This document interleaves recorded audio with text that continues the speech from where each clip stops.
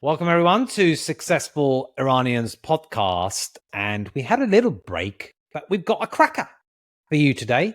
We've got the one and only Poya Hashemi. Is that correct? That's right. Yes, you do. Great. Even the birds are appreciating it, if you can hear in the background chirping away. So I came across Poya on Instagram, and Poya is a man of many talents. Not only is he a CTO, an entrepreneur into interactive stories, he's also a magician. He's also a stand-up comedian. So you might have seen a few of his videos going viral, to say the least. One of my particular favorites was the gymnast one, when you're going in to the TV screen as she's doing a program, and seeing you do that interactive thing with the TV was something altogether different. So I want you to do a proper introduction of yourself in terms of the audience on who Poya is, the real Poya. You did a great job. Those are the things that I enjoy and I have a passion for. Yeah, everything you said was correct. I own my own business. I started that about 16 years ago. Two different businesses. One's in technology, one's in marketing. And that allows me to fund my kind of creative outlet of doing the other passions of mine, which is comedy, acting, magic, just doing creative art in some sense. It is interesting. You've amassed a huge following, I think over 330,000 on Instagram. Are you just on Instagram, or you're on TikTok as well? I'm on the other platforms as well, TikTok, YouTube, and yeah, it's just Instagram is probably my largest platform right now. Got you. When did you realize you were funny? Because I've had a few comedians on the podcast. I've had Maz Jabani, I've had Umid Jalili. I feel like I've always realized that I've been internally a jokester, making my family laugh and some friends. In terms of the public, I didn't really do anything as of recently because I own my own business and I'm the CEO of two fairly successful companies. I felt like if I have a platform that I'm doing comedy all the time and doing silly, stupid things, maybe my employees or my coworkers wouldn't take me seriously. So I restrained myself from doing any of that publicly and try to be as professional as I could be in that sense. And then during COVID, both of the companies suffered in the sense of no one was really going out to events. No one was really going into the office. So at that time, I felt, okay, it's now or never. The world is probably ending and I better do things on my bucket list. And this was one of them, to do funny, silly videos online. And it kept me sane.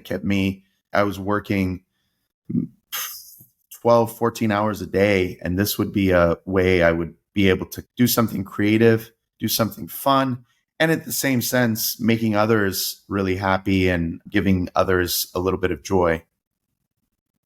Yeah, I get that, as a de-stressed almost, and embracing your creative side.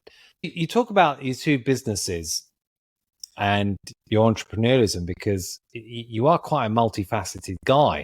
I don't know too many successful entrepreneurs in the area of tech, and also is it marketing, or you said marketing? Yeah. So one of them is in technology. We do everything from augmented reality, large touch screens, VR. We work with a lot of Fortune 500 companies as well as government agencies, and that's called Spin Touch. The other company is Sip Awards. We do a alcohol or spirit review annually where we evaluate spirit brands from all over the world, internationally as well as domestically. And that's where we give them different awards, like a gold medal that you see in a grocery store on your favorite tequila bottle.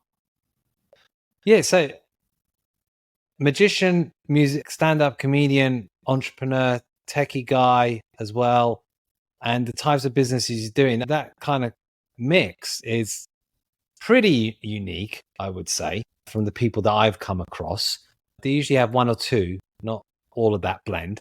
When you started your entrepreneurial journey, talk to me about that because people often, and I've spoken to other business owners, spoke to the founder of Symbiotica, for example, who was on the podcast, about the trials and tribulations and the highs and lows of entrepreneurialism, because often people just see the glory part and the end part, or they see the likes of Elon Musk or Jeff Bezos, or they think, oh, it'd be nice, I can play golf all day and live the life, then have to be a slave to the wage and a slave to the desk.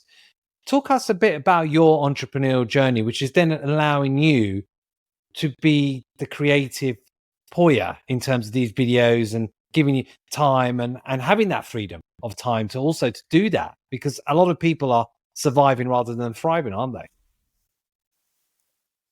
Yeah, it wasn't like I started these businesses and these were my first two businesses. I've always been an entrepreneur at heart. Even back I remember in middle school, I would go to find every opportunity to see if I can make extra money. One thing I remember was I would join my dad to going into a Smart and Final or Costco and buying candy in bulk and then selling them during recess or lunch breaks to kids and seeing if that worked and doing different types of small projects all throughout my life. And there's been definitely, like you said, there's a lot of failures with when you're starting up a business. It's not all glory, especially in the beginning. It's very difficult and challenging. But I guess I enjoyed that challenge. I've always been the kind of person that enjoyed challenges more than things that were given to me. If someone said that's really difficult or impossible or you can't do it, it gave me more incentive to try to prove them wrong, even if there wasn't necessarily a money on the other end of it. It was just to see if I can accomplish it and do it. Yeah, throughout my younger life as well as my adult life, I've always tried to do things my way and create opportunities. And a lot of them did end up failing. It's about kind of trial and error, and it's about kind of perseverance going through and just trying to, at the end of the day, making it happen regardless of what the outcome is or the consequences are. How do you deal with the failure then? Because most people they got a fear of failure, and that's what holds people back. They hate to fail. They're fearful to fail. How did you deal with it? I guess every scenario is a little different, but in terms of different, it's once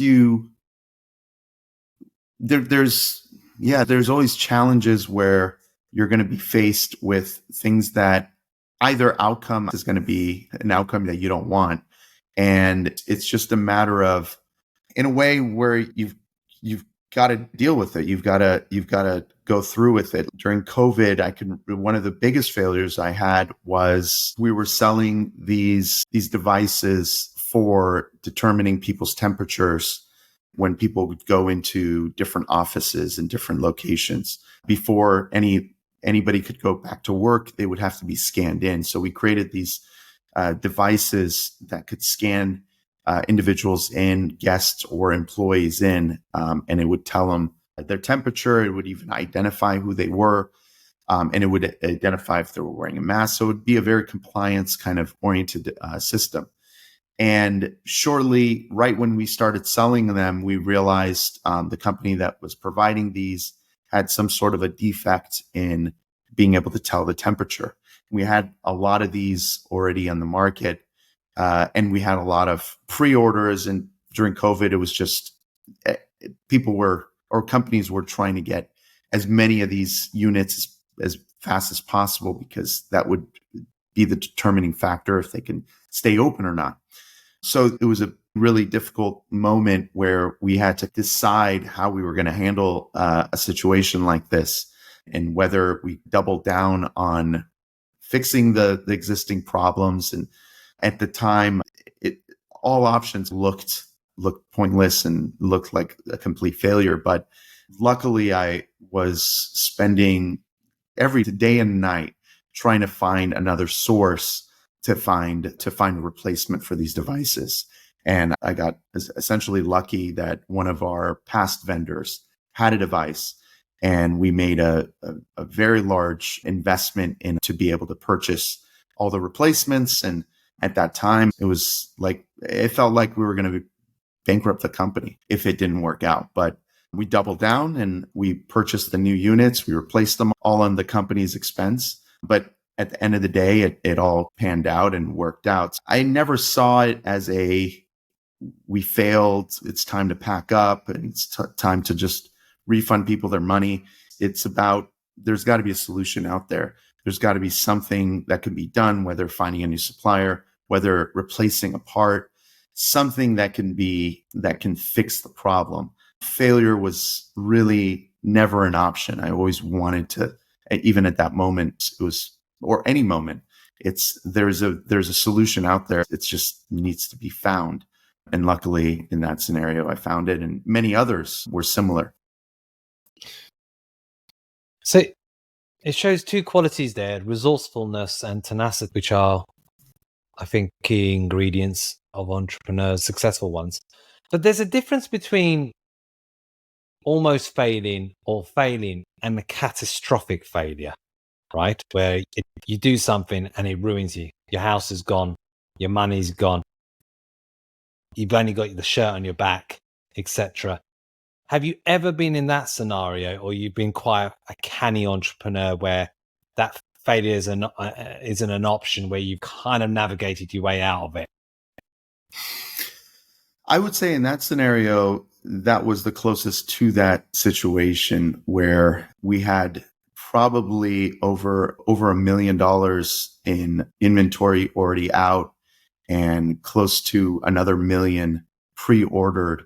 And by doubling down, we're essentially I was using all of our assets that we've built up over the last 10 years of the company, and additionally investing and putting in more, or getting more capital, raising more money, and going into more debt to be able to fund a new vendor to come in and replace all the units.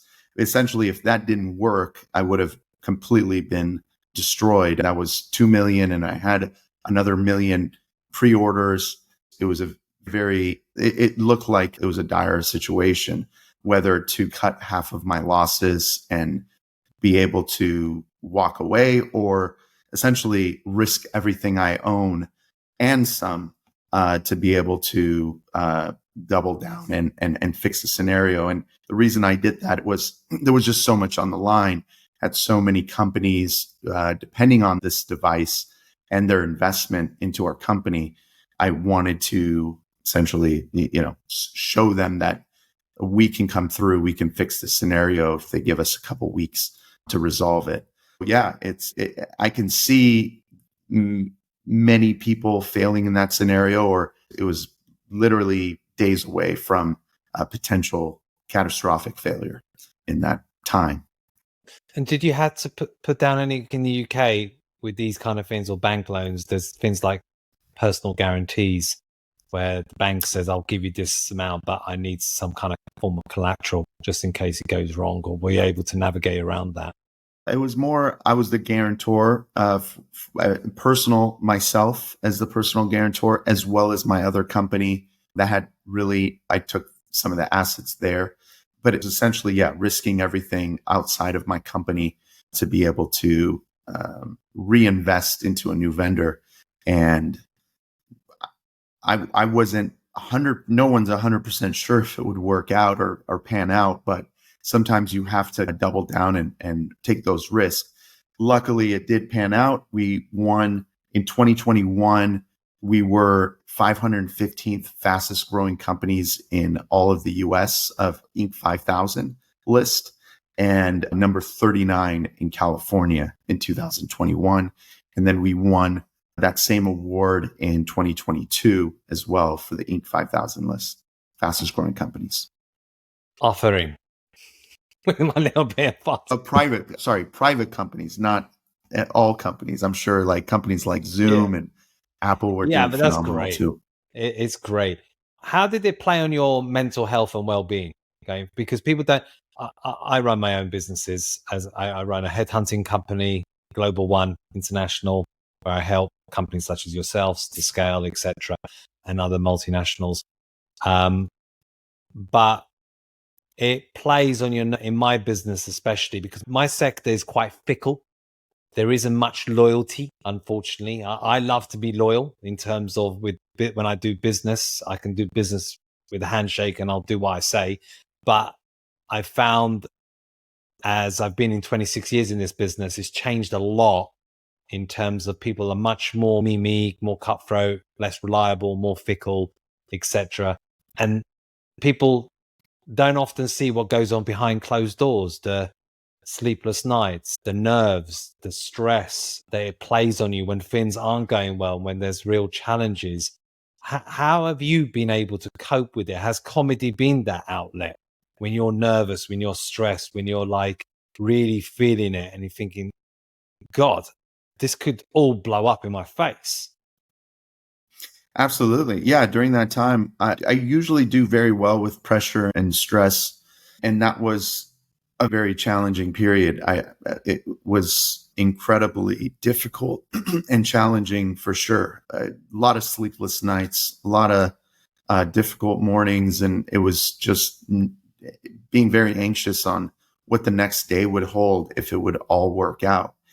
And yeah, comedy would keep my mind occupied in a different area, allow me to exit from those moments of where at that moment it was just a waiting game of finding out if it would work or if the new software would come out, and there's nothing really I could do other than to wait.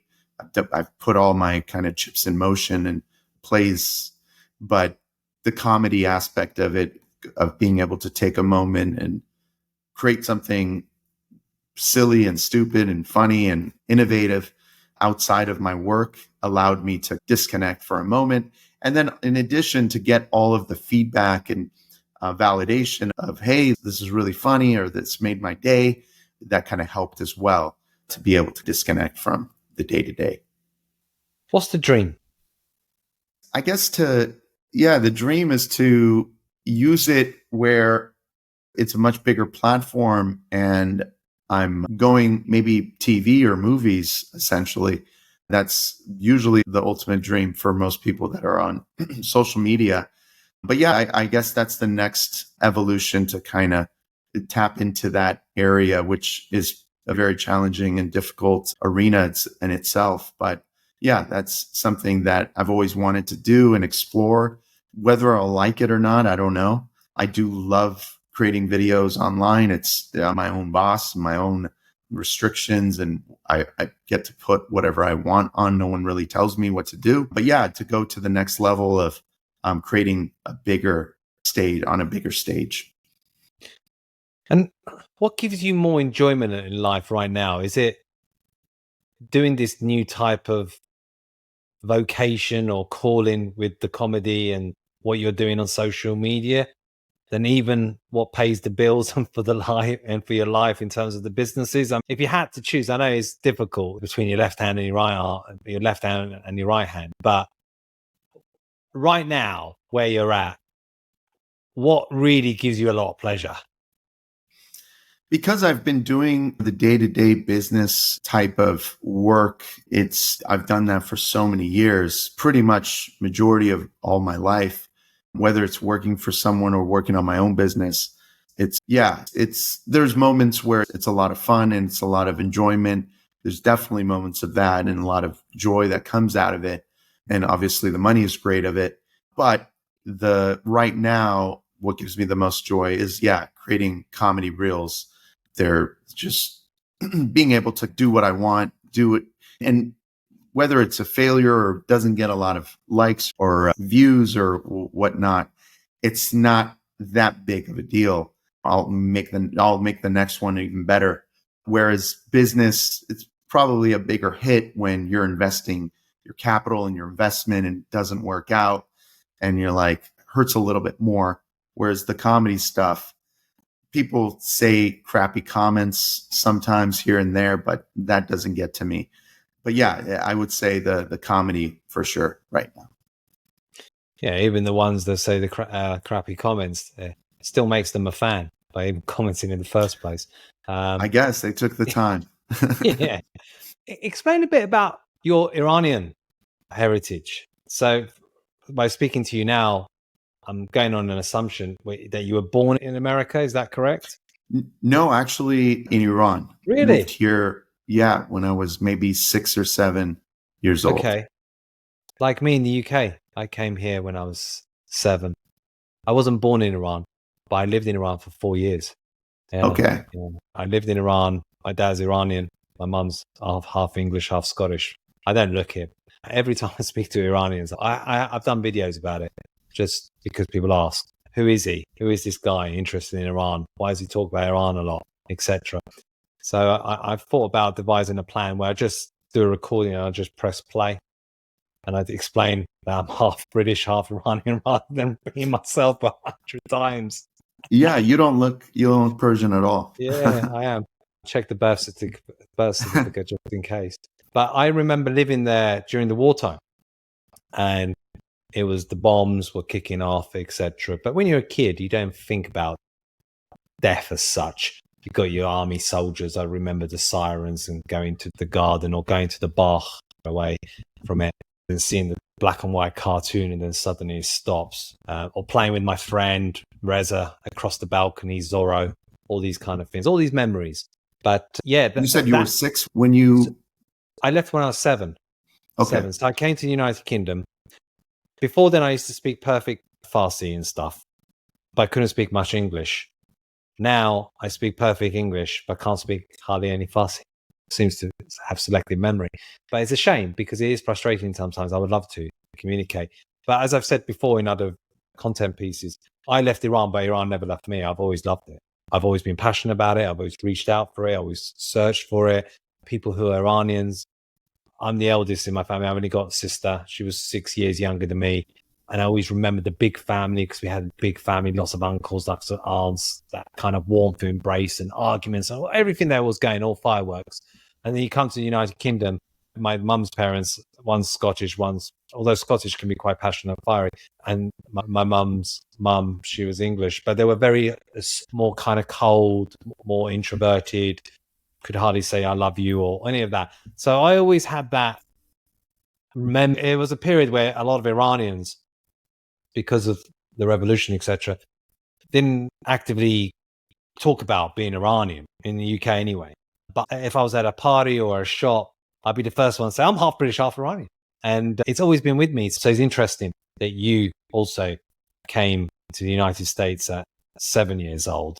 And did you just only know Farsi, or did you speak English and Farsi when you came? Oh, definitely didn't know much English. Yeah, I took like ESL the first couple years, which is English as a second language courses. And yeah, it was difficult initially to learn the language and the culture and all that's for sure. Are you Gorma Sabzi or Kalafs? Or what? Are you Gorma Sabzi or Kalafs? Gorma Sabzi. Yeah, absolutely. I think it's sacrilege if anyone presents otherwise. How Iranian are you?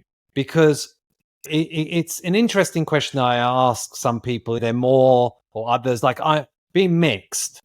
Sometimes I felt I was never fully either, right? So you're not fully British and you're not fully Iranian. You're a halfway house, but you embrace more the one side, or you're more maybe more passionate or more warm or more kind of that type in terms of behaviors than maybe the other side. What would you describe yourself having come to the United States at 7 years old, living all your life in the US and having that Iranian heritage? How Iranian are you? Initially, I think it was 100% Iranian. And then I had to kind of transition over into kind of fitting in. It was essentially trying to learn the language and trying to fit in as much as possible. And I felt like my name, Pouya, was somewhat challenging to say. I went through high school or junior high and high school and even college, most of college with that same, and people, most people didn't have trouble with it, but I always thought maybe in business that might be difficult for people to remember or say because I was in sales and those were my first jobs. And if you didn't remember the sales guy's name that you talked to the day before, they're probably going to be like, I really don't know who I talk to. You can help me. And I felt like I was losing sales from that. So I'm like, okay, I got to come up with an easier name to be able to not lose those opportunities. So I went by Paul, and that's my business alter ego. Yeah. And that kind of came out of just making it, what's your name?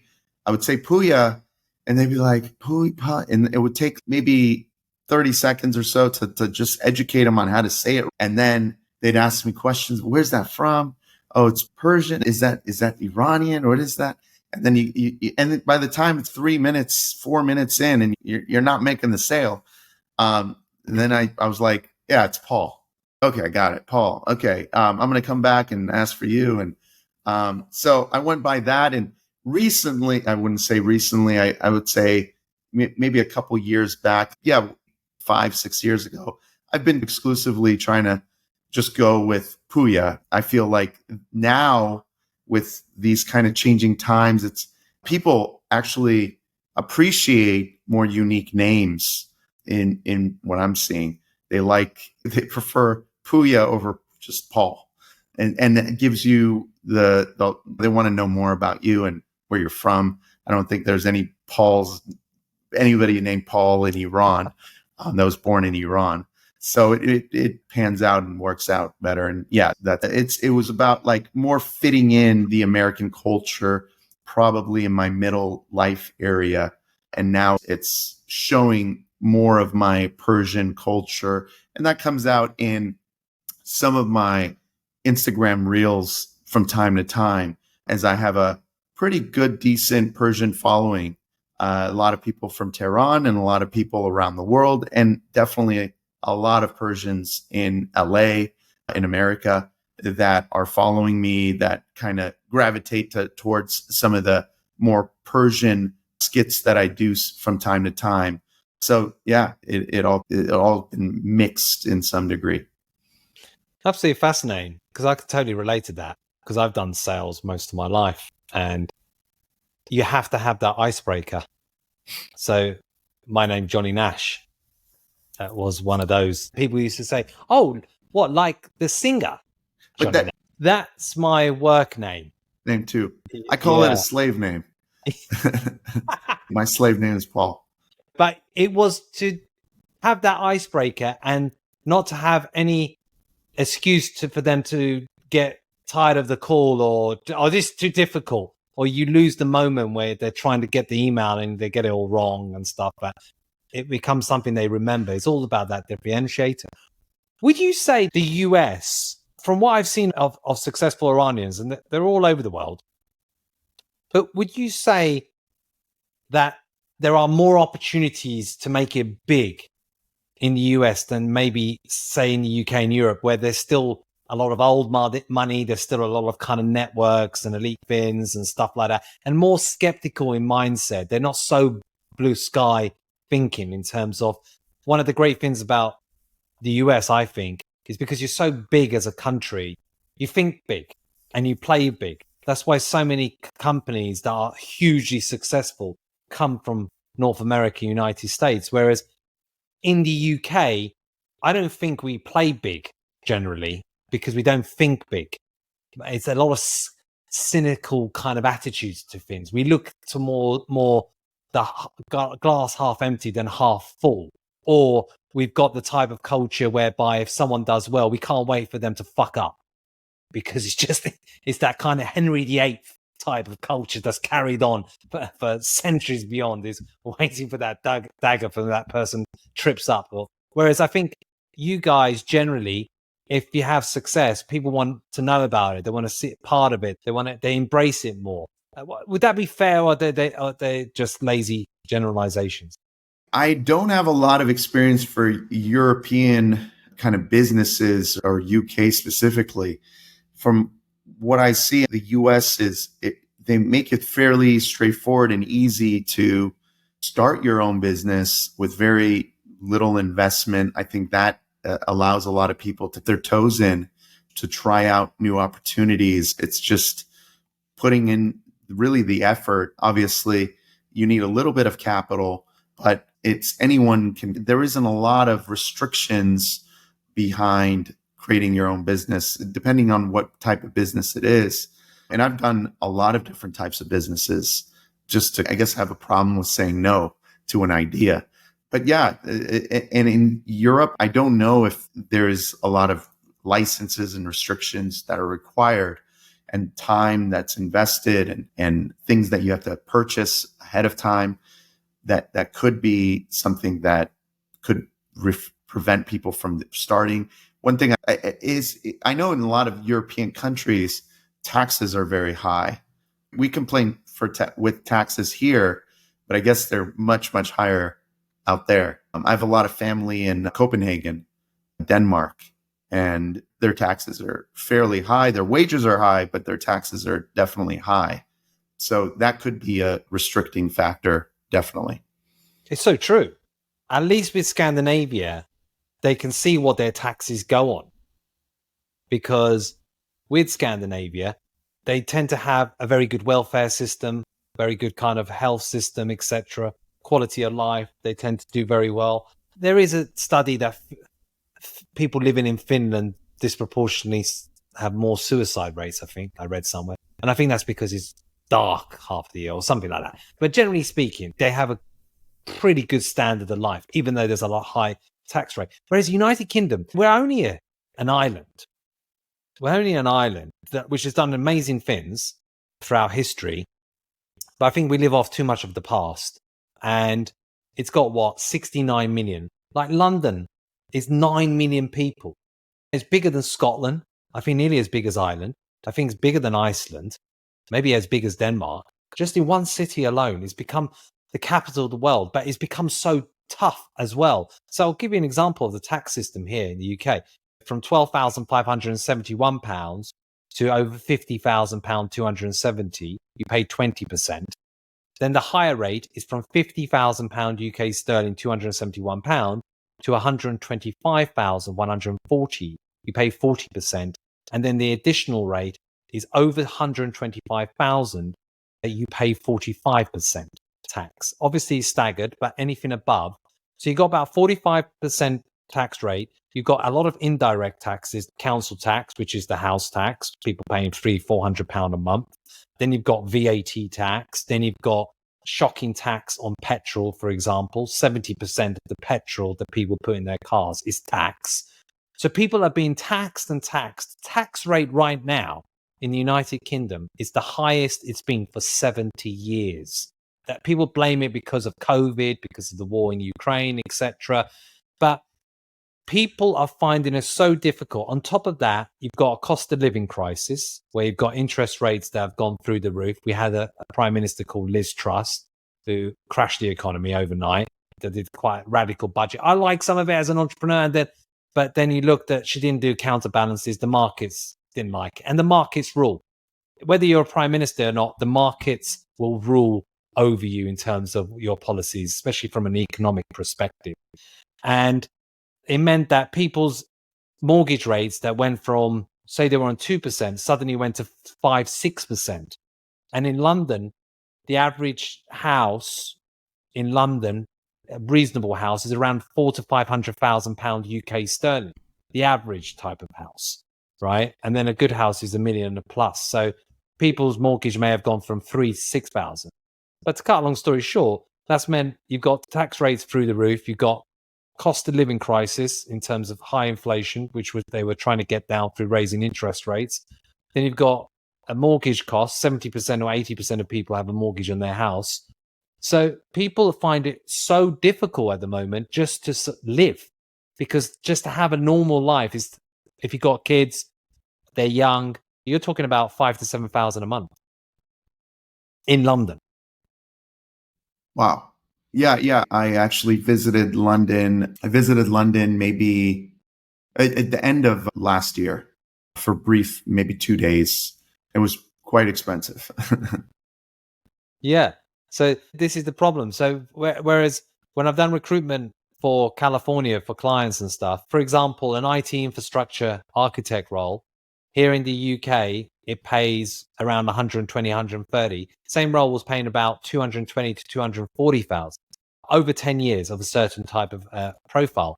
One person said to me, yes, but we have what's called federal tax, then we have tax in terms of California, etc. I said, if you still add it all up, you're paying less than what we're paying, and you still got the option to move to Florida or Nevada, where you don't pay any income tax, from my understanding. We don't have that option here, Poya, at all. You have to pay tax whether you like it or not. The only option is to go to Dubai or somewhere. As we're coming towards the end of this podcast, what has surprised you in your journey of life thus far? In my journey of life, I guess maybe it's not always about the investment of time or hard work you put into something. It's also a great deal of your success is due to the strategy and the plan you have for it. If you're just going blindly into something, whether it be a business, a hobby that you want to turn into a career, a relationship, having some sort of a plan or a strategy can definitely create a scenario where you have a higher chance of success over just going in and seeing what will happen, putting in kind of the effort of planning that out prior. You have a much higher likelihood of that. And that took time to realize and understand over my life. It's a really good point, because a lot of people do wing it, or a lot of people drift through things, trying to make it up as they go along. And I don't think as many people have that strategy as you say, or those planning skills. That's why there's such a high failure rate, isn't there, in business? 94% of startups fail within 6 to 10 years. And only, I think, when it comes to entrepreneurialism, something in the 90% bracket of entrepreneurs never even earn past 6 figures, and only 2% earn past 7 figures. So it's quite incredible figures. If you told a lot of these type of figures that, 9 out of 10 businesses will fail in 6 to 10 years, do you want to do that?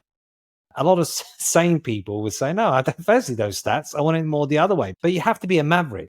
You have to be a little bit crazy, or have self-belief as an entrepreneur, to just have that belief in what you're doing and ignore all that and think, yeah, it will work. It will happen. I will make it happen. I think one of the key pieces of successful entrepreneurs like yourself, people that have seen your videos or want to find out more about you or what you're doing, because for anyone listening on or watching when it comes to YouTube, but listening on the podcast, do check out your videos, because I find them entertaining and very creative as well. My last question, does it take you a lot of time to do these videos, or it's kind of one Yes, take? it takes much more time than most people realize. For example, the video with that you like, the Olympic one, where Yeah. I'm messing with the person on the TV. That took way more time than I thought it would. About 35, and I counted them this time. 35 takes of me repeatedly doing that until I got the timing perfectly right, and then cutting it down to the best 2-3 videos and seeing which one had the funniest kind of form. And then that's just the filming portion of it. The editing is considerably a long process. All of the sounds in that video, for example, were regenerated by me. So none of them were original sounds. The squeaking noise, I recreated that. The blowing, everything was just recreated and timed to make that a little bit more clear and more impactful. So that video, which was like maybe 22, 23 seconds, that took me maybe around 4 hours to do. I can Yeah. imagine. I thought it was brilliant. Really brilliant. Recommendable. Okay. So how can people reach out to you? What's your best socials, contacts, etc.? Yeah, so my main platform is Instagram, which is Hey Pouya, Pouya, and that's on Instagram. Gotcha. And most of the other platforms are the same. So if you just go into Google and just type in Hey Pouya, one word, you should see all of my social media handles. Thank you so much for being on Successful Iranians, Poya. Awesome. Thank you for having me. Appreciate it.